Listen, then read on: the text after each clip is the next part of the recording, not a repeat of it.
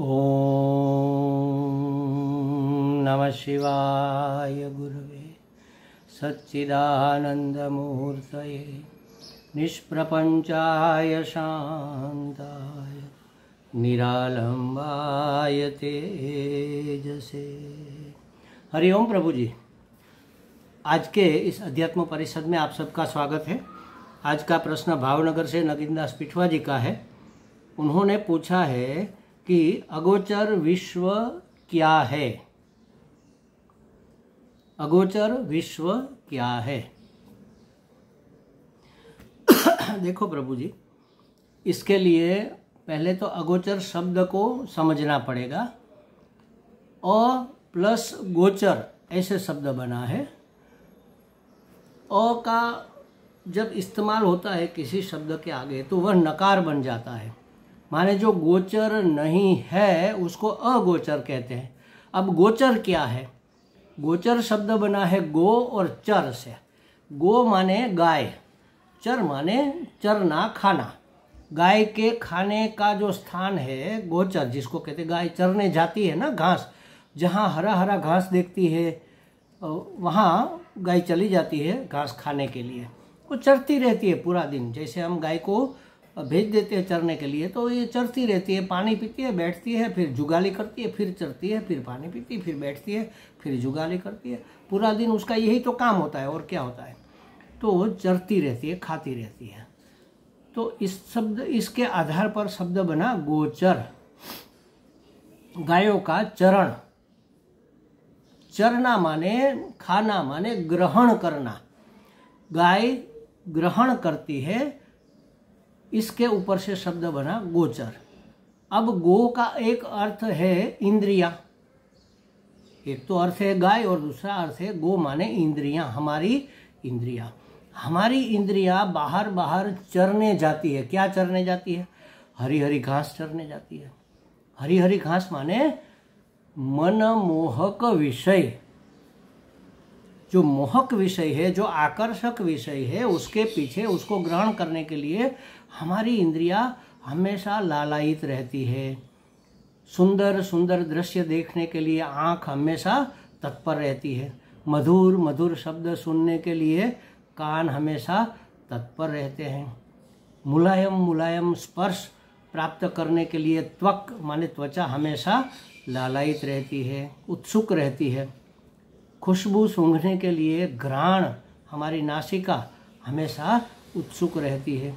और सबसे ज़्यादा मधुर मधुर स्वाद चखने के लिए, इस जिह्वा की भूख मिटाने के लिए मनुष्य जीवन भर गधों की तरह मजदूरी करता है। तो ये जिह्वा सुंदर रसना, जिह्वा को रसना भी कहते हैं, रस लेती है रसना।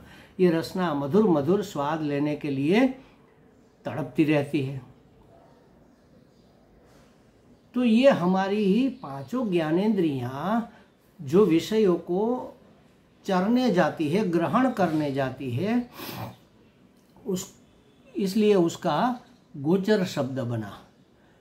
माने इंद्रियों का जो विषय बन सके, ये पूरा विश्व गोचर है, समझ लो।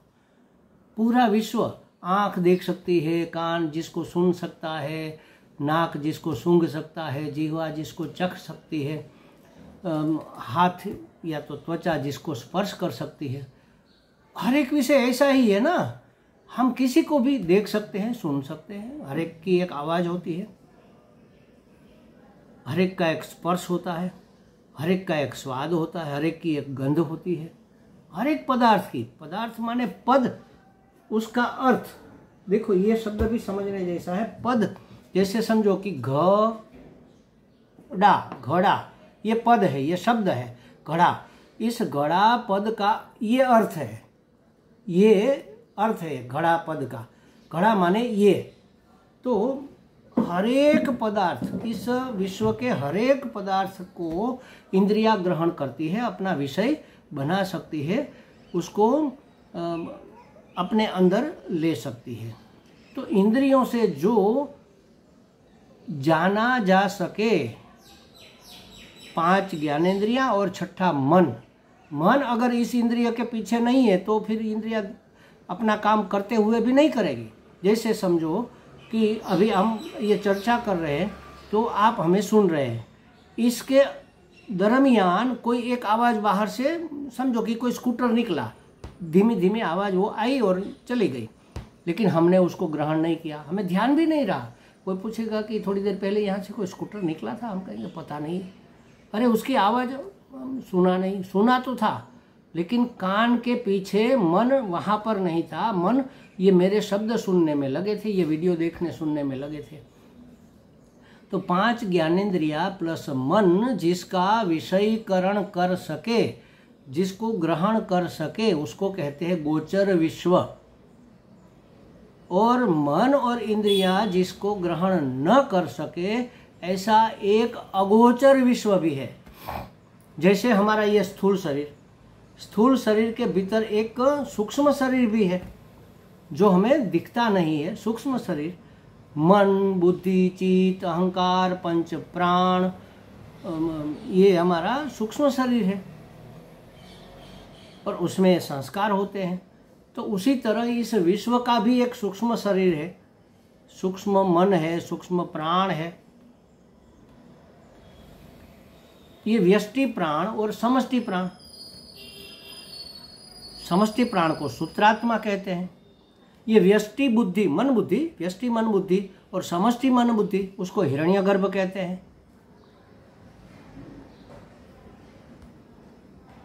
ये व्यष्टि अहंकार और ये समष्टि अहंकार को ईश्वर कहते हैं। माने समष्टि में अपना तादात्म्य स्थापित करने वाला अनंत चैतन्य ईश्वर कहलाता है, और यहाँ व्यष्टि में अपना तादात्म्य स्थापित करने वाला चैतन्य जीव कहलाता है, जीवात्मा और ईश्वर परमात्मा। तो उसको हम अनुभव कर सकते हैं व्यष्टि में, समष्टि में भी। ये इंद्रियों से गोचर नहीं है, लेकिन मन से तो हम इसका अनुभव कर सकते हैं, इसलिए इसको अगोचर नहीं कहेंगे। इससे भी परे एक विश्व है, उसको अगोचर विश्व कहते हैं। वह कहाँ पर है? ये भगवान के मन में है, मन में छिपा हुआ है।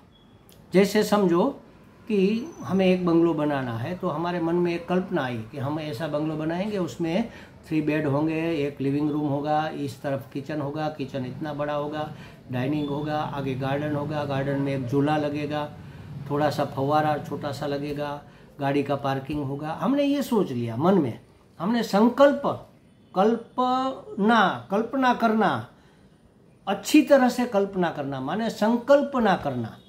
तो संकल्पमय ये पूरा जगत है। पहले भगवान ने संकल्प किया कि मैं एक से अनेक हो जाऊं, और फिर उस सत्य स्वरूप परमात्मा ने, उस सत्य स्वरूप आत्मा ने आत्मानः आकाश संभूतः तस्मात् एतस्मात् आत्मानः, जिसने संकल्प किया उस आत्मा ने, उस परमात्मा ने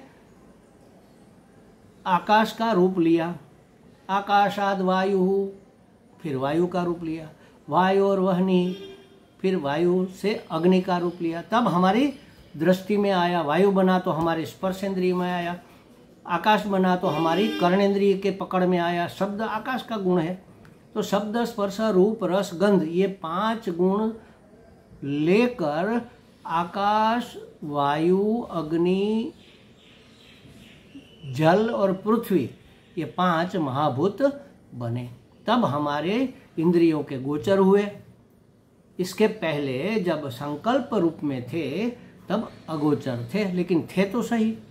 जैसे कहते हैं ना कि प्रलय होता है तो ये पूरी समष्टि, पूरा विश्व लय हो जाता है। कहाँ जाता है? भगवान के मन में समा जाता है। और फिर जब सृष्टि करनी होती है तो पूर्व की सृष्टि का स्मरण करके जो जीव प्रलय के समय भगवान के मन में समा गया था, उसकी जो भी इच्छा कामना बाकी रह गई थी, जो संस्कार रह गए थे, उसी संस्कार के अनुसार फिर से उसका सर्जन होगा और उसकी यात्रा आगे बढ़ेगी। तो ये अगोचर विश्व माने जो हमारी इंद्रियों की पकड़ में नहीं आता, ऐसा विश्व, इसको अगोचर विश्व कहते हैं।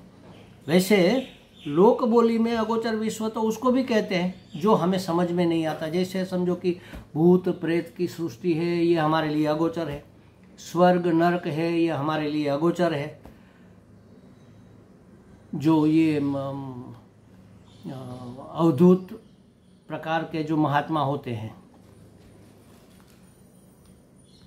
वो जिस विश्व में विचरण करते हैं वो हमारे लिए गोचर नहीं है, उसको तो साक्षात लगता है।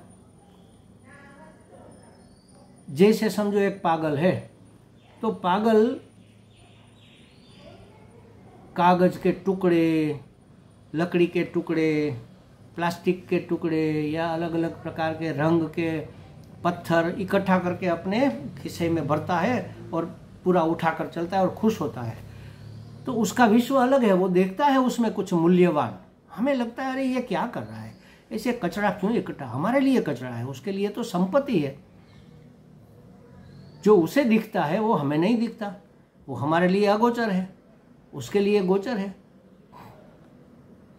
उसी तरह अवधूत लेवल के जो महात्मा होते हैं उसका एक अलग विश्व होता है। जैसे समझो कि परमात्मा ने ये सब वेश लिया तो हमें क्या दिखता है, परमात्मा दिखता है? नहीं, नाम रूपात्मक प्रपंच दिखता है। प्रपंच माने पंच महाभूतों से बना हुआ ये सर्जन, जिसका एक रूप है और जिसका रूप है उसका एक नाम है। व्यवहार करने के लिए हमने उसको एक नाम दिया, जैसे घड़ा कहा, जैसे गधा कहा, जैसे पेन कहा, जैसे किताब कहा, कलम कहा, किताब कहा।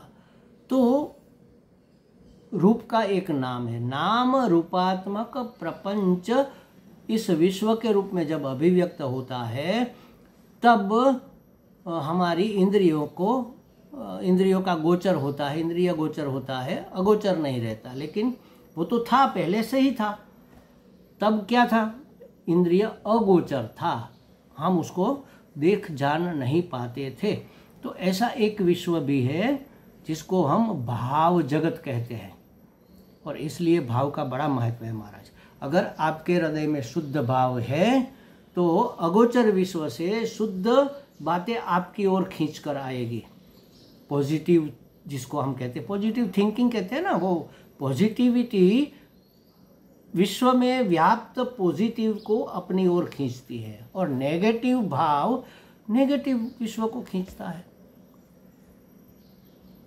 हमारे विचारों के, हमारे भाव के, हमारे वर्तन के, हमारे भोग के संस्कार पड़ते हैं महाराज। इसमें जैसे वो गाड़ी चलती है तो चिला हो जाता है ना, दरार हो जाती है पहियों की। जब बारिश आता है तो क्या होता है, सबसे पहले पानी उस दरार में बहता है, चिला जहाँ पर पड़ा है, पहिए का जो चिन्ह बना है खाई जैसा, उसमें पहले पानी बहता है। तो उसी तरह हमारे अंदर जैसे चिला पड़े हैं, संस्कार पड़े हैं, शुद्ध और अशुद्ध, पॉजिटिव और नेगेटिव, जो भी, बस उस प्रकार के वाइब्रेशन यहाँ से पास होते रहते हैं। तो जो पॉजिटिव अगर हमारे अंदर संस्कार पड़े हुए हैं तो पॉजिटिव वाइब्रेशन को अपनी ओर खींचेंगे और हमें प्रसन्न करेंगे, हमें सब कुछ अच्छा मिलेगा। तो ये अगोचर विश्व है महाराज, ये भावमय जगत है पूरा। इसीलिए हमारे वाइब्रेशन किसी दूसरे को, दूसरे के वाइब्रेशन अपने को इफेक्ट करते हैं। तो हमेशा सकारात्मक भाव रखना चाहिए और उदारता से जीवन जीना चाहिए, ताकि हमें सब अच्छा अच्छा मिलता रहे। एक ही शब्द जीवन में हो जाए महाराज, सरल हो जाओ, बस इतने सरल हो जाओ कि आर पार दिखे, तो आपके सामने कोई कुटिलता टिक नहीं पाएगी। आपके सामने सब चीज़ें सरल सरल होकर आएगी। आज हमारा जीवन देखो कितना कंफ्यूज्ड है, कितना गूंचों से भरा हुआ, उलझा हुआ जीवन, क्योंकि हम सरल नहीं है। अगर सरलता आ जाए हमारे भाव में तो ये पूरा विश्व हमारे लिए सरल है। तो ये अगोचर विश्व है महाराज। अगोचर विश्व माने जो इंद्रियों को ग्रहण करने योग्य नहीं, इंद्रियों का विषय नहीं बन सकता, जो गोचर नहीं है इंद्रियों को, उस वक्त उसको कहते हैं अगोचर विश्व। उसमें जो सकारात्मक पॉजिटिव है उसको दैवी भी कह सकते हैं, नकारात्मक है उसको आसुरी भी कह सकते हैं। तो दैवी सृष्टि माने दिव्य जो चीज़ें हैं, और आसुरी माने जो निकृष्ट चीज़ें हैं, ऐसे भाव, ऐसे वाइब्रेशन। तो दिव्य सृष्टि में हमारे अंदर भी दिव्यता बसी हुई, दोनों बातें हैं। तो दिव्यता को उजागर करना है और आसुरी भाव का निराकरण करना है। इसलिए गीता जी में भगवत प्राप्ति के, ज्ञान प्राप्ति के, ज्ञान के 20 साधन बताए महाराज। अमानित्वम, अदम्भित्वम, यहाँ से शुरू होकर पूरा 20 मूल्य जिसको कहते हैं, जीवन के मूल्य, उसको अगर हमारे जीवन में स्थान मिल जाए तो परमात्मा प्राप्ति में कोई देर नहीं रहेगी। हमें लगता है नगीन दास जी को कुछ स्पष्टता हो गई होगी। हरि ओम।